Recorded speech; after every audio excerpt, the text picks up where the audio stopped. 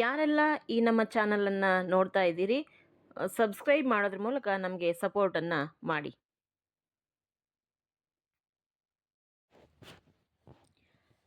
ಮಹಾರಾಣಿಯಾದಂಥ ಹಿರಿಯ ರಾಣಿ ವಸುಮತಿಯ ಒಂದು ಉಸ್ತುವಾರಿಯಲ್ಲಿ ಎಲ್ಲ ಒಂದು ಸಭೆಯು ಒಂದು ಉತ್ಸವಗಳು, ಸಂತೋಷ, ಸಡಗರ ಎಲ್ಲವೂ ಕೂಡ ಮುಗಿದಿದೆ. ಇತ್ತ ಕಡೆ ಆ ಶಾಕುಂತಲೆ ಯೋಚನೆಯಲ್ಲಿ ಮಗ್ನಳಾಗಿದ್ದಾಳೆ. ಯಾವ ಕ್ಷಣದಲ್ಲಾದರೂ ರಾಜ ಮತ್ತೆ ನನ್ನನ್ನು ಸಂಧಿಸಲಿಕ್ಕೆ, ಮಾತನಾಡಲಿಕ್ಕೆ ಬರಬಹುದು, ಅಷ್ಟರಲ್ಲಿ ನಾನೇನಾದರೂ ತೀರ್ಮಾನವನ್ನು ಮಾಡಿಕೊಳ್ಬೇಕು ಅನ್ನುವಂತಹ ಒಂದು ಜಾಗೃತ ಮನಸ್ಸು ಆಕೆಯನ್ನು ಎಚ್ಚರಿಸ್ತಾ ಇದೆ, ಚಿಂತನೆಯನ್ನು ಮಾಡೋದಕ್ಕೆ ಪ್ರೇರೇಪಣೆಯನ್ನು ಮಾಡ್ತಾ ಇದೆ. ಯಾವ ರೀತಿಯಾಗಿ ಆಕೆ ಯೋಚನೆಗಳನ್ನು ಮಾಡ್ತಾ ಇದ್ದಾಳೆ ನೋಡಿ. ಉತ್ಸವದ ಗದ್ದಲು ಮುಗಿತಾ ಬಂದಿತ್ತು. ಮಹಾರಾಜ ಯಾವ ಕ್ಷಣದಲ್ಲಾದರೂ ತನ್ನನ್ನು ಭೇಟಿಯಾಗಲಿಕ್ಕೆ ಬರಬಹುದು ಅನ್ನುವಂಥದ್ದು ಆಕೆಯ ಊಹೆ. ಅದಕ್ಕಿಂತ ಮುಂಚೆನೇ ಆಕೆ ಒಂದು ಮಹತ್ವದ ನಿರ್ಧಾರವನ್ನು ತೆಗೆದುಕೊಳ್ಳಬೇಕಾದಂತಹ ಅನಿವಾರ್ಯತೆ ಈ ಕ್ಷಣಕ್ಕೆ ಅವಳಿಗೆ ಇತ್ತು. ಅವಳ ಮನಸ್ಸಿನಲ್ಲಿ ಇದ್ದಂತಹ ಒಂದು ಯುದ್ಧ, ಮಹಾ ವಿಪ್ಲವ ನಡೀತಾ ಇದೆ, ಗೊಂದಲಗಳಿದ್ದಾವೆ ಆಕೆಯ ಮನಸ್ಸಿನಲ್ಲಿ. ಆದರೂ ಕೂಡ ಅವಳಿಗೆ ಈ ಕ್ಷಣಕ್ಕೆ ಒಂದು ಸರಿಯಾದ ತೀರ್ಮಾನವನ್ನು ತೆಗೆದುಕೊಂಡು ಒಂದು ಕೊನೆಯನ್ನು ತೋರಿಸಬೇಕು ಈ ಒಂದು ಘಟ್ಟಕ್ಕೆ ಅನ್ನುವುದು ಆಕೆಯ ಭಾವ. ಯಾವ ರೀತಿ ಅವಳ ಆತ್ಮ ಸನ್ಮಾನಕ್ಕೆ ಅಥವಾ ಆಕೆಯ ಆತ್ಮ ಸಮ್ಮಾನ ಜಾಗೃತವಾಗಿದೆ. ಆಕೆ ಹೆಣ್ಣುತನವನ್ನು ಆಕೆ ಉಳಿಸ್ಕೋಬೇಕಾದಂಥದ್ದು, ಅಂದರೆ ಆ ಹೆಣ್ತನದ ಗೌರವವನ್ನು ಆಕೆ ಕಾಪಾಡ್ಕೊಳ್ಬೇಕಾದಂಥದ್ದು. ಯಾವ ರೀತಿ ಅಂದರೆ ಗೊಡ್ಡು ಸಂಪ್ರದಾಯಗಳನ್ನು, ರೀತಿ ನೀತಿಗಳನ್ನು, ಎಲ್ಲ ಬಗೆಯ ಸಂಕೋಲೆಗಳನ್ನು ಕಿತ್ತೆಸೆದು ತನ್ನ ಆತ್ಮಸಾಕ್ಷಿಗೆ ಮಾತ್ರ ನಿಷ್ಠವಾಗಿ ಬದುಕುವಂತಹ, ನಡೆದುಕೊಳ್ಳುವಂತಹ ತೀರ್ಮಾನವನ್ನು ಆಕೆ ತೆಗೆದುಕೊಳ್ಳಬೇಕಾಗಿದೆ. ಆ ಒಂದು ಚಿಂತನೆಯನ್ನೇ ಆಕೆ ನಡೆಸ್ತಾ ಇದ್ದಾಳೆ. ಅಷ್ಟರಲ್ಲಿ ಆಕೆಯ ಊಹೆ ನಿಜವಾಗಿತ್ತು. ಆ ಕಡೆಗೆ ದಾಸಿ ಮಂಗಳವಾದ್ಯವನ್ನು ಮೊಳಗಿಸ್ತಾ ಇದ್ದಾಳೆ. ಮಹಾರಾಜ ಶಾಕುಂತಲೆಯನ್ನು ಸಂಧಿಸ್ಲಿಕ್ಕೆ ಬರ್ತಾ ಇದ್ದಾನೆ ಅನ್ನುವುದು ಆ ಒಂದು ಮಂಗಳವಾದ್ಯದ ಒಂದು ಸಂದೇಶ. ದಾಸಿ ಮಂಗಳವಾದ್ಯ ಮೊಳಗಿಸಿ ಮಹಾರಾಜನ ಆಗಮನವನ್ನು ಸಾರುವುದಕ್ಕೂ ಶಾಂತಲೆಯ ಮನಸ್ಸು ಒಮ್ಮೆಗೆ ಸ್ಥಿಮಿತಕ್ಕೆ ಬಂದು ನಿಶ್ಚಿತ ನಿರ್ಧಾರ ಕೈಗೊಳ್ಳುವುದಕ್ಕೂ ಕೂಡ ಸರಿ ಹೋಯಿತು.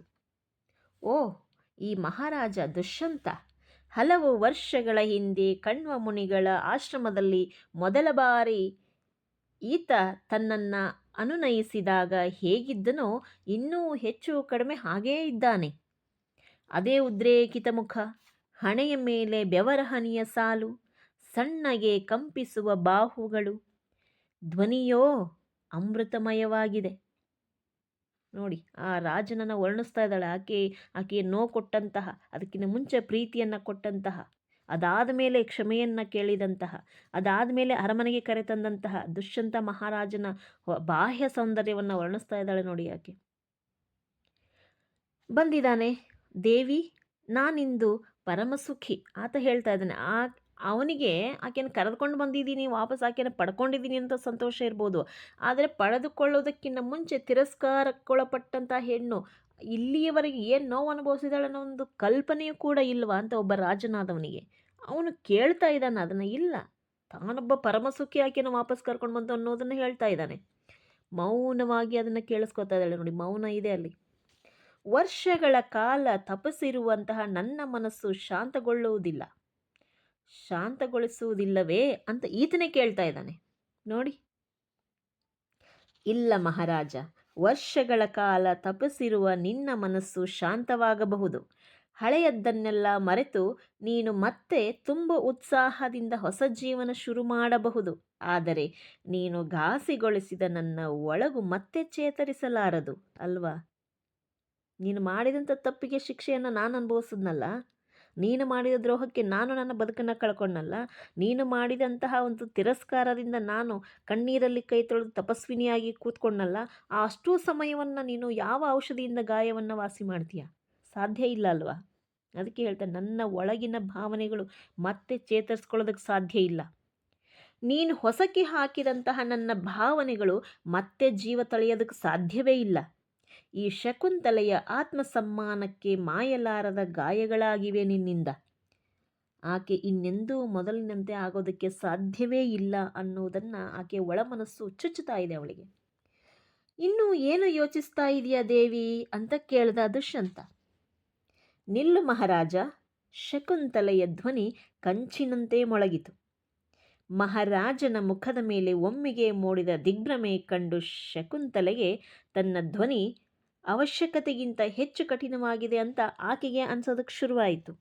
ಧ್ವನಿಯನ್ನು ಸ್ಥೀಮಿತಕ್ಕೆ ತರೋದಕ್ಕೆ ಪ್ರಯತ್ನ ಪಡ್ತಾ ಇದ್ದಾಳೆ ಪಾಪ. ಮಹಾರಾಜ, ನಾನು ಈ ಅರಮನೆಗೆ ಬಂದಿರುವುದು ಕುಮಾರ ಭರತನ ಶ್ರೇಯಸ್ಸಿಗಾಗಿ ಮಾತ್ರ. ಆತನ ವಿದ್ಯಾಭ್ಯಾಸ ತರಬೇತಿ ಸರಿಯಾಗಿ ನಡೆಯಬೇಕು ಅನ್ನುವಂತಹ ಹಂಬಲದಿಂದ ಮಾತ್ರ ನಾನು ಇಲ್ಲಿಗೆ ನಿನ್ನೊಟ್ಟಿಗೆ ಬಂದಿದ್ದೇನೆ. ನಿನ್ನ ನಂತರ ಅವನು ಈ ಸಾಮ್ರಾಜ್ಯದ ಕೀರ್ತಿಯನ್ನು ಎಲ್ಲ ಕಡೆ ಹರಡುವ ಹಾಗೆ ನೋಡಿಕೊಳ್ಳಬೇಕಲ್ಲ. ಅವನನ್ನು ಹಾಗೆ ಬೆಳೆಸುವ ಜವಾಬ್ದಾರಿ ನಮ್ಮಿಬ್ಬರದು ಅಲ್ವೇ? ಈ ಏಕಮಾತ್ರ ಕಾರಣದಿಂದ ನಾನು ಇಲ್ಲಿಗೆ ಬಂದಿರುವೆನು. ಈಗ ಮಾತಾಡ್ತಾ ಇದ್ದಾಳವಳು. ಸುಸ್ತಾಗ್ಬಿಡ್ತು ರಾಜನಿಗೆ. ಆಶ್ಚರ್ಯ ಆಗೋಯ್ತು. ದೇವಿ, ಇದೇನು? ದುಷ್ಯಂತನಿಗೆ ಆಘಾತ. ನೀನಿನ್ನೂ ನನ್ನನ್ನು ಕ್ಷಮಿಸಲಿಲ್ವೇ ಅಂತ ಕೇಳ್ದ. ಚಿಕ್ಕ ಪುಟ್ಟ ತಪ್ಪುಗಳೇನ್ರಿ, ಗಂಡು ಮಕ್ಕಳನ್ನು ಕ್ಷಮಿಸೋದಕ್ಕೆ ಮಾಡೋವಂಥದ್ದು ಚಿಕ್ಕ ಪುಟ್ಟ ತಪ್ಪುಗಳನ್ನು ಮಾಡ್ತಾರೆ ಹೆಣ್ಣಿನ ಬದುಕಿನಲ್ಲಿ ಗಂಡಸರು. ಕೆಲವೊಂದು ಹೆಣ್ಣು ಮಕ್ಕಳ ಬದುಕಿನಲ್ಲಿ ಇಷ್ಟು ಸುಲಭವಾಗಿ ಹೆಂಗೆ ಕೇಳ್ತಾರೆ? ಒಬ್ಬ ರಾಜನಾಗಿ ಅಷ್ಟು ಸುಲಭವಾಗಿ ಹೆಂಗೆ ಕೇಳ್ತಾ ಇದ್ದಾನೆ ಆಕೆನ, ಇನ್ನೂ ಕ್ಷಮಿಸಿಲ್ವಾ ನೀನು ಅಂತ. ಎಷ್ಟೇನು ಚಿಕ್ಕ ಪರ್ಚಿರೋ ಗಾಯನ. ಒಬ್ಬರನ್ನೊಬ್ಬರು ಒಪ್ಪಿಕೊಳ್ಳುವ ಸಂದರ್ಭದಲ್ಲಿ ಮಾತ್ರ ಕ್ಷಮೆಗೆ ಅರ್ಥವಿದೆ ಮಹಾರಾಜ. ನೋಡಿ ಎಷ್ಟು ಚೆನ್ನಾಗಿ ಹೇಳ್ತಾ ಇದ್ದಾಳೆ ಆಕೆ. ಆದರೂ ನಿನ್ನ ಮನಸ್ಸಿಗೆ ಸಮಾಧಾನವಾಗುವ ಹಾಗಿದ್ದರೆ ಇದೋ ನಿನ್ನನ್ನು ಕ್ಷಮಿಸಿದ್ದೇನೆ. ಇದು ಹೆಣ್ಣು ಅಂದರೆ ಒಂದು ಎಲ್ಲ ಹೆಣ್ಣು ಮಕ್ಕಳ ಬಗ್ಗೆ ಎಲ್ಲ ಗಂಡು ಮಕ್ಕಳ ಬಗ್ಗೆ ನಾನು ಹೇಳ್ತಾ ಇಲ್ಲ. ಈ ಒಂದು ಕಥೆಯಲ್ಲಿ ನೋಡಿ ಅಷ್ಟು ಸುಲಭವಾಗಿ ಆಕೆ ಹೊಟ್ಟೆಯಲ್ಲಿ ಮಗು ಇಟ್ಕೊಂಡಿದ್ದು ಇವತ್ತು ಮಗುವನ್ನು ಬೆಳೆಸಿದ್ಲಲ್ಲ ಅವಳು. ತಂದೆ ಇಲ್ಲದಲೇ ಒಬ್ಬ ತಾಯಿ ಮಗುವನ್ನು ಬೆಳೆಸೋದು ಅಂದರೆ ಸುಲಭನ? ಒಬ್ಬ ರಾಜನ ಹೆಸರಿನಲ್ಲಿ ನಿನಗೆ ಒಬ್ಬರನ್ನ ಒಬ್ಬರು ಒಪ್ಕೊಳ್ಳೋ ಸಂದರ್ಭ ಇದ್ದರೆ ಮಾತ್ರ ಕ್ಷಮೆ ಇರುತ್ತಲ್ಲಿ. ಆದರೂ ನಿನ್ನ ಮನಸ್ಸಿಗೆ ಸಮಾಧಾನ ಆಗುತ್ತೆ ಅಂದರೆ ಈಗೋ ನಾನು ಕ್ಷಮಿಸ್ಬಿಡ್ತೀನಿ ನಿನ್ನನ್ನು ಅಂತ ಹೇಳ್ತಾ ಇದ್ದಾಳೆ ಶಕುಂತಲೆ.